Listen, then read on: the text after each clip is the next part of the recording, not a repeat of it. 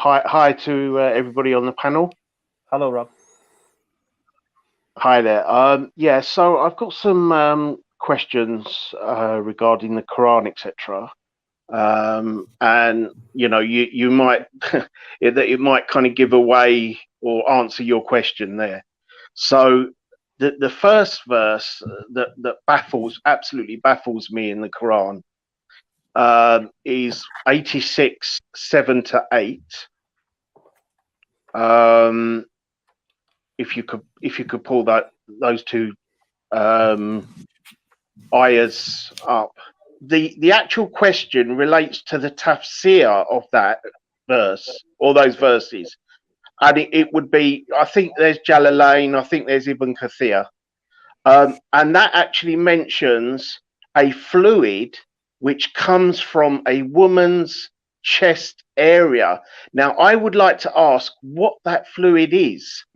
Why is Allah giving us something that's totally not corresponding with science? I'm going to let the doctor speak now, because I know you can smash this from both ends. Okay, so I've got the Tafsir Jalalain here. It's actually one of the shortest tafsirs that we have. It's written by the two. Could you read that, please? Yeah, I'll read it for you. And what I'm going to say to you, actually, that it actually doesn't say what you said it says. That's the first thing. I'll read it in a second to you. Just the other thing I want to say to you is that, and this is so apologies, guys, for this. No, go for it, bro. No, it's fine. Yeah, I want to show you guys. I told you he came on to speak about this thing, and he did exactly that. But this is going to make you laugh. Yeah, this is going to make you laugh. So this is a plug, almost a plug. If I can get rid of this thing. So this is me, believe it or not. How many years ago? 11 years ago. Subhanallah. And this is a video. I used to have hair in those days. You can see, mashallah. And this is the video that says this, responding to who? None other than Dr. Nabil Qureshi on this very same subject. So the title is The Quran, Embryology and Semen Production from Between the Backbones and the Ribs. A two-part video, about 10 minutes each. What's the channel, Imran? Can you remind us the channel? Because then people can actually watch the whole video if they'd like to. Foundational Thoughts is what it's called, but there's no new videos on it. But this is how old this question is. This is over a decade old. Okay, and this is how well responded to these questions are. Yeah. So, because there's nothing that you've said that I haven't responded to. So what I did was I tackled it from the scientific perspective at that time, and when I did this video, brother Nabil Qureshi, who's passed away now, unfortunately, he emailed me to say, look, that was a really good response. Let me try and get back to you, and he hasn't. Obviously, now he's no longer able to do that, but he wasn't able to respond to the points that I've made. But I went through.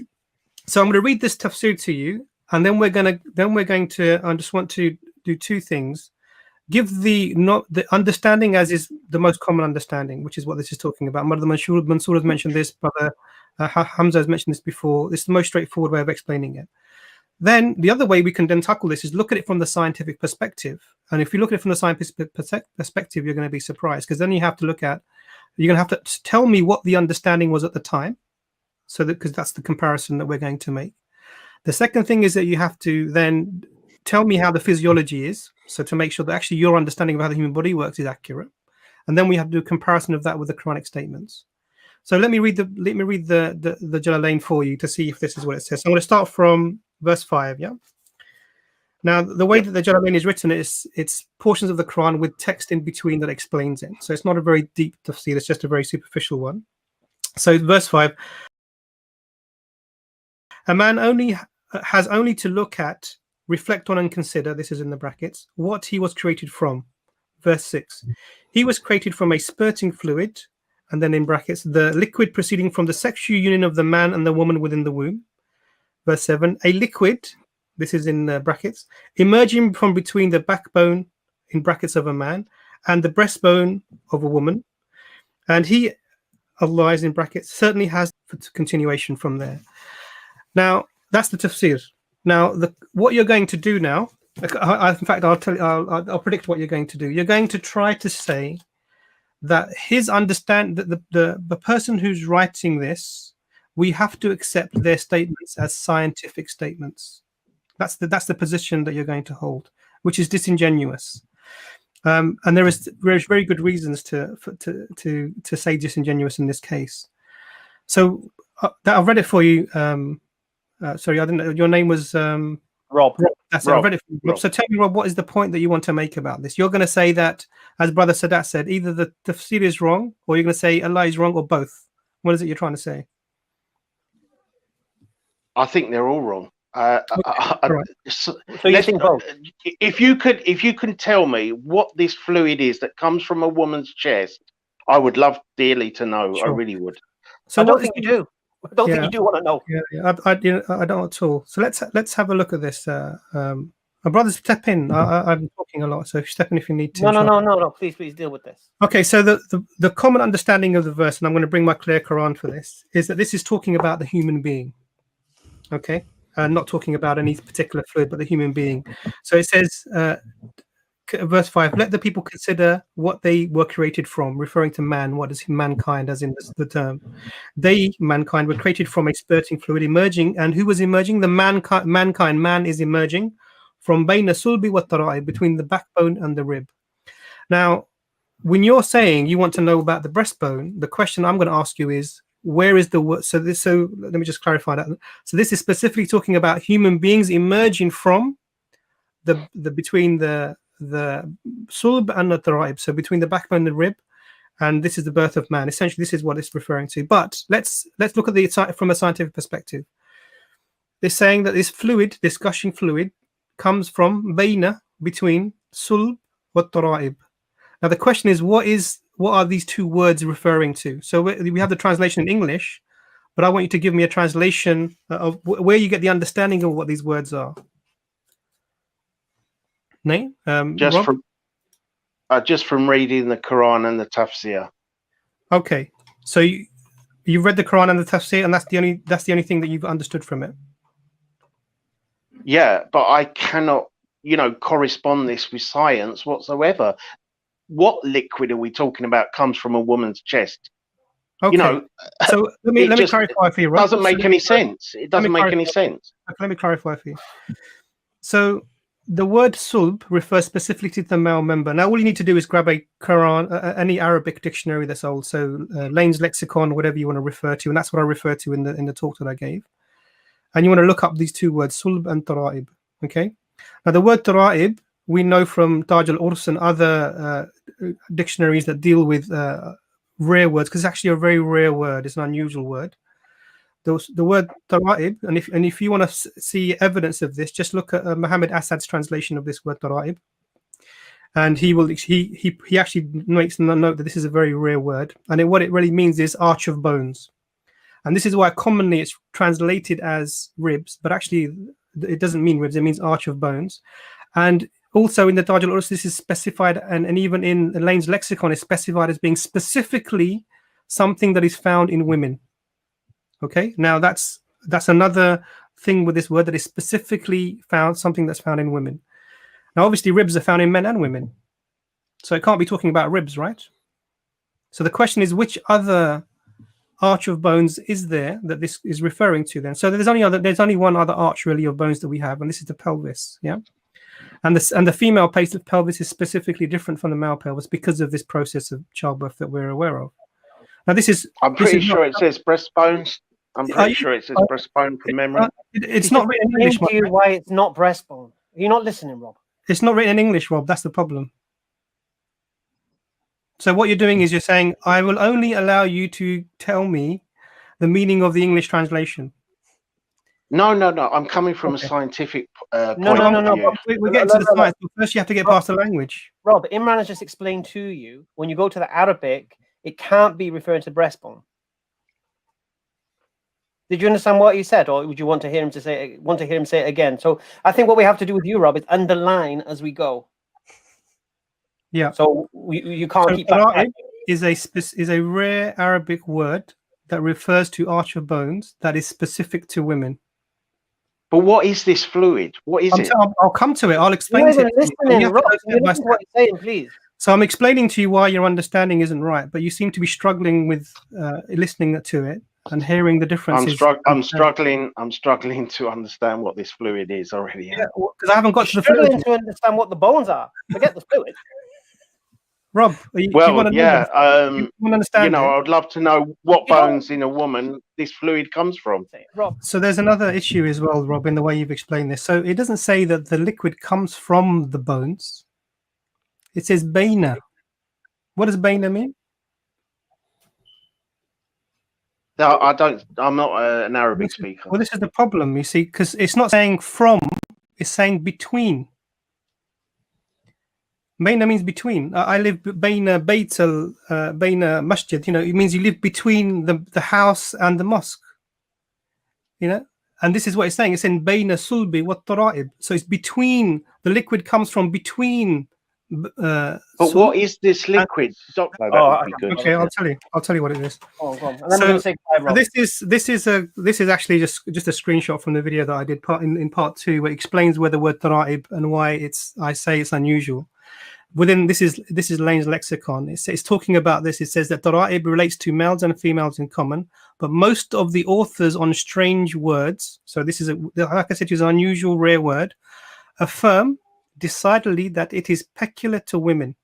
It is something specific to women. The word tara'ib is specific to women. Now, this is written in, I think, in 1700s by Professor Lane, and it's basically a non-Muslim work. So the Muslims haven't done this, and it's not it's very straightforward. This is what this means. It's a rare word, and it applies specifically to women. So this, I just want you to see that. This is within the video. You can go and have a look at this. Now, so the question you're asking is, okay, if the sulb I'm telling you refers to the man, and the tara'ib refers to the woman. Between these two places, a liquid is released by either. So the man has a liquid that's released, and the woman has a liquid that release that go on then to form the human being. This is the claim. This is the scientific way of looking at the same verse. Okay. The question you're asking is, which liquid is it that comes from a woman that would Yes, fulfill that's this right. idea of a gushing fluid, right? Yeah. Okay. The answer's in the video, but I'm going to give you the summary of this. Before I do that, I'm going to spend 30 seconds telling you what the understanding at the time was of in the 7th century was of reproduction, and this is sort of Aristotelian and type of understanding. And what was it? This is what you'd expect the Quran to be talking about, right? This is what you'd expect to see if the Quran was copying inaccurate information from the people of the time, because that information definitely wasn't accurate, because Aristotle was wrong and Galen was wrong on reproduction. The idea that so Aristotle had this idea that there were humors, so that would be like a heat and a cold and an earth that would move together and gel to form the human being, and these would solidify in different ways. And Galen's understanding was almost that this was like the human being was almost preformed, like in a seed, like an acorn is for an oak tree, and it was implanted into the soil of the woman. The woman was really just the receivers. The judge would receive this seed, and the being would grow. Both of these are wrong. The Quran here is saying something very profound. The man contributes something, and the woman contributes something that then form the human being. Far beyond anything, this is not understood at that time, that the women are also contributing to the human being. That's in that sense. They were just receptacles, i.e. they were just the soil in which the seed would grow. So these are profound differences. Now, we understand what the liquid that comes from the sulb of the man is. This is the semen. Some people, very strangely, seem to believe that the sperm is made. The sperm comes from the testicles when that time of copulation happens. Do you think, is that what you think, Rob? That's my understanding. Yes. Okay, so that's factually incorrect. Okay, when you ejaculate, sorry, brothers and sisters, I have to be a bit. The semen does not come. The sperm does not come from your testicles. Okay. The testicles are a place where the sperm is made. They are then moved from this place up the vas deferens into an area called the name has gone out. The seminal vesicles. The seminal vesicles sit just above the bladder, so above your bladder, so probably just around your belly button area, slightly below that, but inside. And in this area is where the sperm is stored until it needs to be used. So then what happens? So then obviously you have the intercourse, and the sperm only makes up 2% of the final volume of what's ejaculated. 98% of it comes from the prostate gland, which sits just at the base near your behind, and it almost acts as a lubricant to take the sperm into the area that it needs to go to. So even this understanding that you have, I mean, so you're complaining about scientific statements, and you're thinking that the sperm is ejaculated from the testicles, which is completely wrong, Rob. So I would say that you're not. My understanding is that the sperm from the testicles is possibly joined with another type of liquid that you've described. That's okay at a stretch. That's okay at a stretch. But where I think where it falls down is to say it comes from a woman. I'm going to tell you that about. Rob, I'm coming to that. I haven't even got there. Okay, let me just explain. I don't know if you've ever had so the sperm is stored not in the testicles. It's stored in somewhere called the in the seminal vesicles, which sit around near the top of the bladder. Okay, to the sides and the top of the bladder.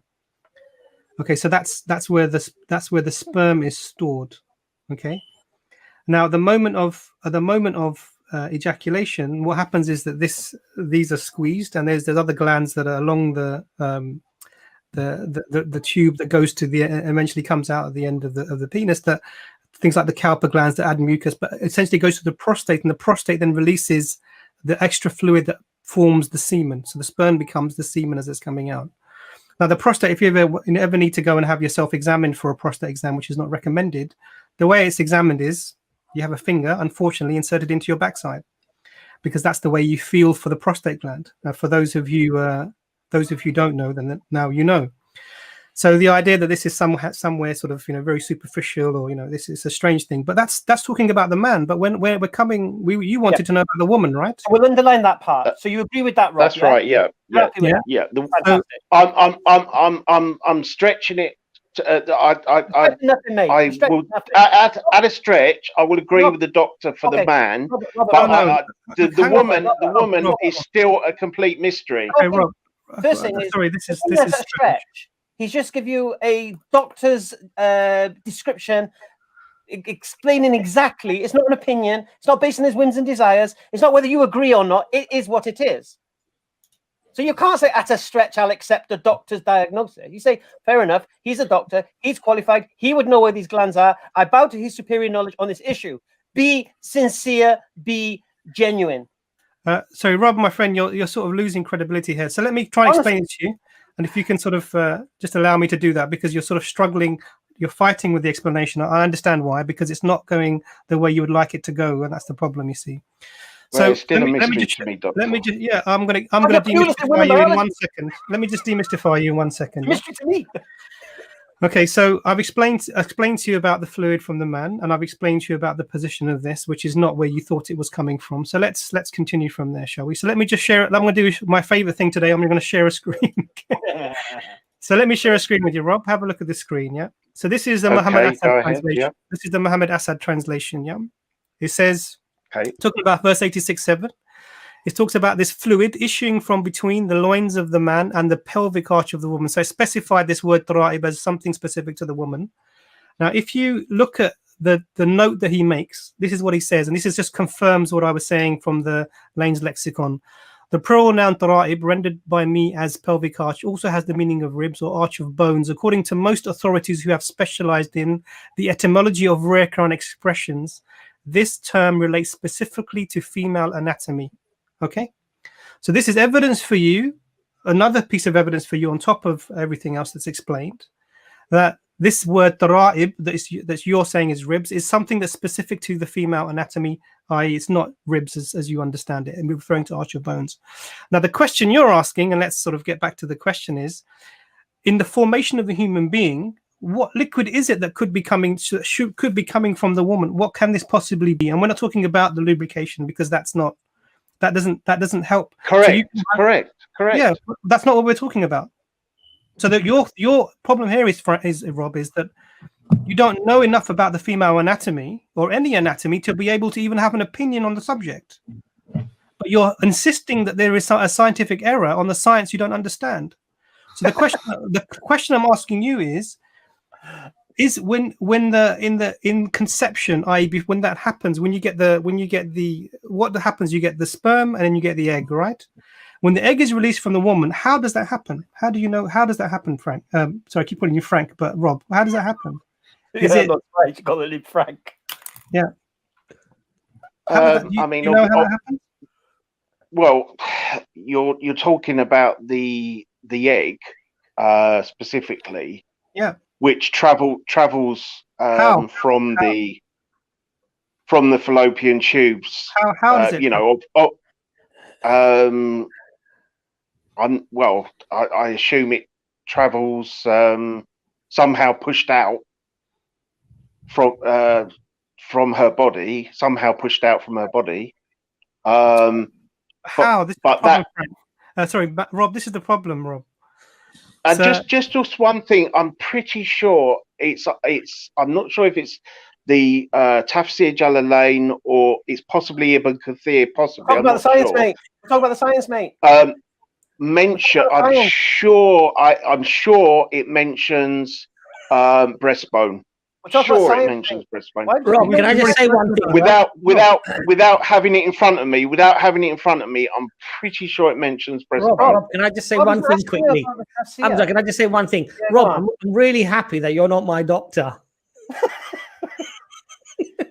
He basically Rob. Abbas, I've never claimed to be a doctor. But I do why know. don't you listen to one then, Rob? Why don't you listen I to do one? know. I do know that sperm does not come from a woman. Why don't you listen to one then, Rob? Guys, give me 1 second, please. Please give me 1 second. So Rob, neither the Quran nor anyone else has said that the sperm comes from the woman. You just keep repeating this thing as if you think this is what it says. Now, the problem here is that it's disingenuous. I've told you specifically what the Quran is saying. I've talked about the Arabic words. I've referred to sulb and I've referred to tara'ib. I've explained to you where the sperm is coming from, how semen is made, really specifically for you. And in a way, obviously, you didn't understand that before. Now you do. Now we're talking about the female anatomy. We're talking about a fluid, yeah? Ma'in dafiq, a fluid, not sperm. It doesn't say sperm anywhere in that whole scenario. It doesn't say it. Ma'in dafiq, yeah? Now you have a problem here that you need it to be sperm from a woman, but that's not what it's saying. Now, if you want to say, look, I don't want to listen to you. I just want to use this phraseology over and over again, and I'm just going to say this to Muslims who don't understand it. Then that's fine, Rob. Rob. Sorry, not Frank. Now, but the problem here is that that's not what is being referred to. We have access to the language. We have access to explanations of the language. We've specifically told you that that if you look at the word tara'ib, which is when it's talking about the woman, it's specifically talking about something which relates specifically to the female anatomy. Now you're talking about you want this fluid to be sperm in the woman, but that's not what it's saying.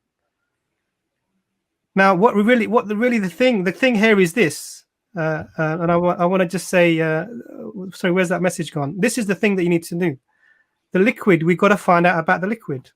I agree with you, Rob. So let me tell you what the liquid is, so that then that will put this, hopefully, this to no pun intended, but put this thing to bed, right? So this is the understanding. So when you as the woman goes through her monthly cycle, she develops follicles on her ovaries. Okay, follicles are those. Okay. If you imagine like little bubbles, and they contain the genetic material. Plus, it's a ball with something within it. I'll come to that because you know what? It's a fluid. And what happens to that follicle is that when it's the time of the month, usually sort of middle of the cycle, this will rupture. It bursts. And when it bursts, it's taken into the fallopian tube, and the fallopian tube has these sort of little fingers, almost like that pull the liquid along and the material with it along. Now, that liquid is called follicular fluid. It's slightly yellow in color. And this is what propels this egg along the fallopian tubes to the womb. Now, what do we have? What do we have here now? We have the sperm being propelled by the liquid from the seminal vesicles with the prostatic liquid out. We have the genetic material over the egg being propelled by the follicular fluid through the fallopian tubes to the womb. Oh, you know what? We got two liquids propelling the genetic material that formed a human being from a man and from a woman. Allahu Wow. Akbar. That's Allahu now, Akbar. now that is scientific accuracy from 1,400 years ago from a guy who lived in the desert, peace be upon him, who could not Allahu read or write, and if he had copied the information available to him at the time, would have got it wrong. So are you saying that that is the monthly No. time when the egg comes out? Rob, No. you know what, Rob? No. I think you at this stage, Rob, if you had any genuine bone in your body about this subject, Rob, you would have said, you know what, lads? Wrong. You know what, lads? You would have said, me in 2021 got it all wrong, but this man in the desert in the 7th century who was illiterate and was only known for herding goats and then later in his life as a businessman, as a trader, got it right. Allahu Akbar. That's all I can say.